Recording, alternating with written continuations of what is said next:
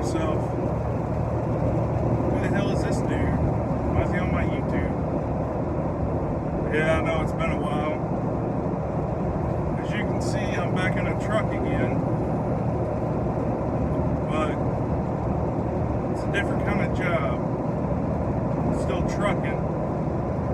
But it's a job that I've been looking forward to for quite a while now. As you can tell, I've changed my name.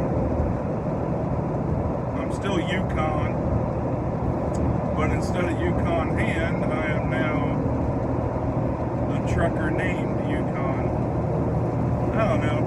I didn't want people to get confused thinking that I drove in that region, the Yukon region, Canada, Alaska area, because I don't. I'm out of Kentucky. We don't have that kind of region around here. Might get some snow and a little bit of cold, but nothing like that. That actually might be one of my videos, is explaining how I got that name. But if you're wondering why you had subscribed to me, I'm going to go ahead and tell you I've deleted all my previous videos, and I had actually stopped making my channel, mainly because I had tried to get out of trucking a couple times, and I had kind of lost sight of what this channel was about. So I decided to kind of start it back up. And previously, for those of you that had watched my other videos, I mainly talked about the companies that I was with, the pay that I got, kind of like a personal review of trucking. And I didn't really like that. So I think what I'm going to do is I'm actually going to change it to where I'm going to give you my experiences, how I came to be where I'm at now, and where I plan to go from here. So, to give you an example, I will tell you the story now of how I came to be a truck driver. So it all started back at the end of 2013. Yes, that's right. I have not been driving for 20, 30, 40 years since you were knee-high to a grasshopper. Well, I don't know how old you are, so maybe it was, but, for the most part, I've been driving for a little over 6 years now. No, I'm not claiming to be an old-timer, but I'm not exactly new to the game either. I've seen I guess I haven't been to Hawaii or Alaska, but outside of the continental United States, I've been to all of them except Montana and North and South Dakota. I've been everywhere else. Like I said, over a 6-year span of time, I've driven over the road, which means cross country. I've also driven local, which is what I'm doing now, and I've also driven regional, which means you pretty much stay to your region of the continental United States, whatever that might be. I'm trying to straighten this up here a little bit. Getting a lot of view of the bump back there. So, let me start out, like I said, it was end of 2013. Believe it or not, I had just quit being a general manager at a Papa John's. You might be saying, well, that sounds like a pretty decent job. It wasn't. Long nights, long weeks, a lot of hours, horrible pay. Sounds great, doesn't it? Plus you're in charge of everything, so anything that goes right, you have to say, oh, that's because of my great crew. You don't get to take the credit for it. Which that's part of being a leader, and that's the way you should be, and that's what I tried to be.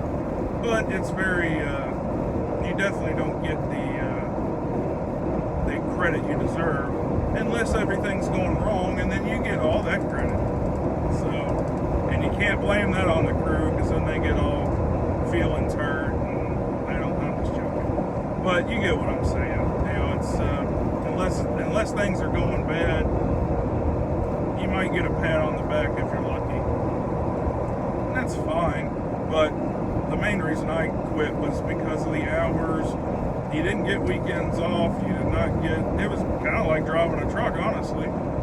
Most of the time, I mean, the last month that I was actually, I'm on Papa John's. What do you care? Who cares about Papa John's? I don't know. I'll move on. If you want to hear about my past, then I guess let me know. But who gives a damn about Papa John's? Anyway, so end of 2013, I just quit general manager of Papa John's, and I literally just kind of quit. I mainly just kind of quit because I was tired of doing it. I hated doing it. There's only been a few things in my life I've actually enjoyed doing. The main thing is farming. I love farming ever since I've gotten into it, mainly since I've been dating and married to my wife. On her dad's farm is really when I've been introduced to it. I did not grow up on a farm. Yes, I'm from Kentucky. We don't all run around barefooted, chewing tobacco leaves straight off the stick. But I did work on a tobacco farm with him, helped him out, learned that way. He's gotten out of tobacco recently, and he writes, I keep getting on, I need to stick to the subject, right? I don't know, I'm just kind of excited to get this back and going again, I guess. But anyways, I'll move on from farming. But farming, I love farming. The only other thing I've ever done that I actually enjoy doing and it makes decent money is trucking. I also like doing mechanic work, but unless you've got some years of experience in a shop, it's hard to find a job that actually supports you, and especially local to where I actually live. I've tried it a couple times, and typically I had to drive almost an hour, sometimes over an hour to find a decent job. You're wasting all your money on gas doing that. Plus you're still having to buy your own tools. It's going broke doing it. Love doing it. I've tried to do it on my own a few times, but it's difficult to do. Love doing it, but difficult to do. So trucking is kind of what I keep falling back to, because it's easy to find a job. I always need truck drivers. It pays decent. I would argue, and a lot of truckers would, that it doesn't pay what it should, but it's still, compared to your 9-to-5 typical minimum wage job, it pays a lot better than that, and you don't need any specialty skills to do it, which is important. You don't have to go to school to do it. Yeah, you got CDL training school, or getting trained by the company that you're going to work for, which is where I'm heading towards, how I started. But for the most part, that's just a few weeks to a couple months. It ain't 2 to 4 years of school. So for unskilled labor, which technically it is, even though I do think it takes skill to do this job, as unskilled labor, it's one of the best paying jobs you can find. It's a lot of hours. It takes time to develop your lane, to find out what you want to do. But moving on from that, the way I started, end of 2013, I started looking into truck driving. Truck driving pay is what got me interested. Obviously, you want to know how much you're going to get paid for doing something. And I was drawn in by, these six-figure numbers, earn over $100,000, earn over $150,000 in a year. I mean, that's how they get you. Let me say one thing that should just be generally accepted. If you see an advertisement and it looks too good to be true, it is, and you need to find out the truth. Just general knowledge of what you should do. Applies across the board, does not matter what it is. If something looks too good to be true, probably is. 90% of the time it is, and you need to find out what the truth is before you go and do something. Because you can make $150,000 driving a truck, but it ain't going to be the way you think it's going to be. And you're not pocketing that money. You can still make good money doing this job, don't get me wrong, but not that kind of money in your pocket. So don't let them trick you into that. Now, a lot of places will say $50,000 in your first year. That's closer to the truth. And I would argue that that is true. I do think you can make $50,000 in your first year of trucking. Most people don't because they end up switching jobs within that first year. But it's still possible. And also, if you happen to be lucky enough to have a niche, like let's say you get your CDL and you're going into a specific trucking job that you've already got your foot in the door, you just need to get your license, yeah, you can make really good money depending on what that niche is. One thing, I've done a lot of trucking. I've hauled quite a few different types of trailers. We'll get into that as we go on with this series. But the one thing that I will admit I've never done, I've wanted to do it before, but I've never done it, and eventually I might try it, maybe when I'm older and don't have to worry about family life as much, because there's just not a lot of oil field trucking in Kentucky, is oil field driving, like I just said.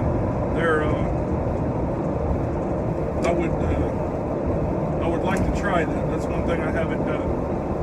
And I also have heard that you make really good money doing it, so that's why I brought it up in that segment. So anyways, the way I got started, 2013, I keep getting sidetracked, I'm sorry. Like I said, I'm excited. Hopefully you'll bear with me through this video. It'll get better, I promise you. I'll get more organized in the next one. 2013, I'm just looking up jobs that pay well that can support my family. But so far, the best job I'd had was the general manager of Papa John's, and it sucked. So I started looking for something better. Well, truck driving kept popping up, and I kept seeing that dollar amount and what was being shown there. So at first I was actually looking at joining CR England, and to this day I'm really glad I've never worked there. I'm sure there's some people that say it's a great place to work, I'm glad I worked there, I'll never go anywhere else. Good for you. I don't know what has happened to make you feel that way, because I've heard nothing but bad things about it. And I hope that you feel like you need to be treated better than that. But maybe you found something that works for you, and that's good. You're out there making money. I'm not going to judge you on that. You're doing better than most of the country right now. So kudos on that. So with that being said, I got to looking more at CR England, and I noticed that the closest training school was in, I want to say, it's that place up there next to Gary, Indiana. Can't think of what that place is called now. I mean, it probably is just Gary, Indiana, just like a little suburb of it or something. But anyways, it was up there next to Chicago, Gary, Indiana area. And I'm looking up reviews of the place they do their training. And it was horrible reviews. I mean, just horrible.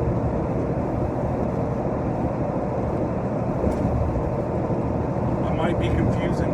It might have actually been Pam Transport that has that up there. I can't remember now, it's been too long. But anyways, I was looking at those two, CR England and Pam Transport, and both of them ended up having the same problem. When I looked up where they did their training, it was horrible reviews. Bed bugs, the training was horrible, in the truck for 2 weeks, getting trained, and then you're out on your own. I don't know how much of that is true or how much it isn't. But what I do know is the third company I looked up had good reviews. Good reviews on the place that you stay, good reviews on the training, good reviews on the support system, all that business. And I can't believe I'm about to say it, because now that I've been out here a while, they don't have the best reputation. As a matter of fact, they're under a lawsuit right now for during the time I was there, But the fact is, I had a good experience there. And that's why I don't blame people in CR England or places like that, because you can have good experiences in bad places. And for me, it was Prime and Corporate in Springfield, Missouri. And I know all the super truckers out there, their mind just went, but it's true. In this industry, it's really hard to get your foot in the door just going to a training school, getting your CDL, and then trying to go to work. You can do it, but you're still going to have to go through more training. So my thought process was, let me go to a place that's going to help you get started. They're going to train you for your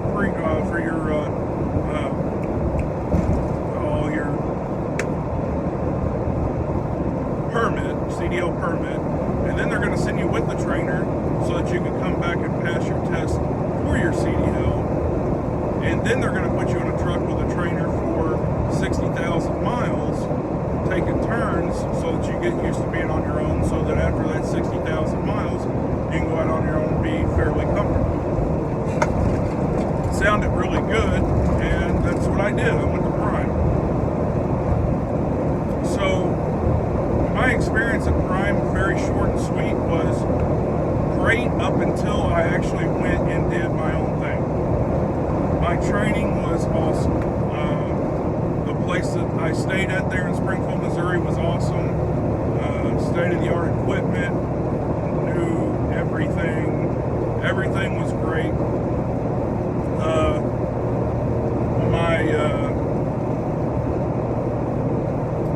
My permit CDL trainer, his name was Danny. I couldn't have asked for somebody more patient and willing to help me out. I'm the type of guy that I've always been sports driven, competitive. Everything needs to be perfect. And I honestly didn't have a lot of experience driving big equipment at the time, except but anyways, no. So I didn't have a lot of experience driving big equipment. So for me, it was getting everything down. My vision, your peripheral, well, it is a little bit of peripheral, but also your depth perception. These trailers are long. It takes a while to get used to how much room you have behind you, from the car that's behind you, from the car you're passing, all that kind of stuff. Not to mention shifting gears. A lot of truck drivers won't tell you, but it's true. It's easier to shift gears when you have a trailer on and you're loaded. It's actually harder to shift gears when you're bobtail, which means just a truck. Now, once you get used to things, it's all pretty natural. But my point is, when you first start out, it is harder to do. Once you get used to it, it's fine. But at first, it's harder to do on a bobtail shifting gears than it is with a loaded trailer. Now, with that being said, getting a little dark on me, guys. I'm going over the Ohio River. It's actually got some, the waves are actually breaking. That's how strong this wind is right through here right now. Got some white caps on the river today.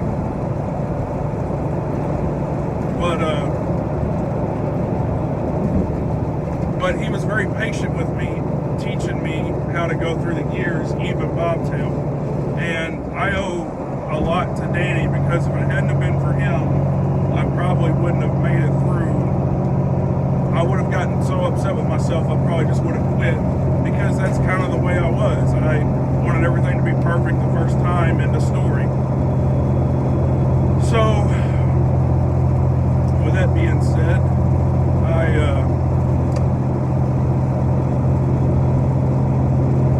I was trained by him for a week. We came back, I took my test, and I failed. That's right. I'm man enough to admit I failed my test the first time. I failed the pre-trip. How in the world do you fail a pre-trip?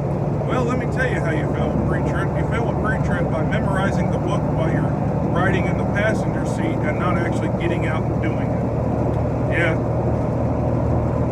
My fault on the first 10 minutes.